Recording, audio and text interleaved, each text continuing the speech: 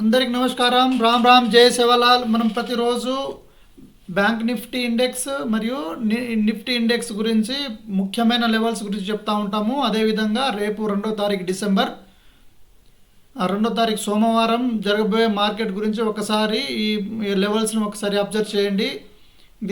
Nifty 50 index రేపు 24,156కు resistance లైన్గా 24,075 support లైన్గా తీసుకొని రేపు ఈ లైన్ కనుక దాటి మార్కెట్ పైకి పోతే ఈ లైన్ అంటే రెసిస్టెన్స్ లైన్ బ్రేక్ అయి పైకి పోతే పైకి పోతుంది, సపోర్ట్ లైన్ బ్రేక్ అయి కిందికి వస్తే కిందికి వస్తుంది. ఇది నిఫ్టీ 50.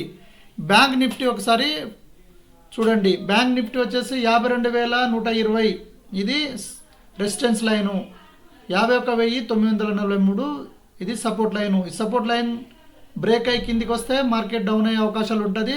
రెసిస్టెన్స్ లైన్ బ్రేక్ అయి పైకి పోతే మార్కెట్ పైకి పోయే అవకాశాలు ఉంటాయి.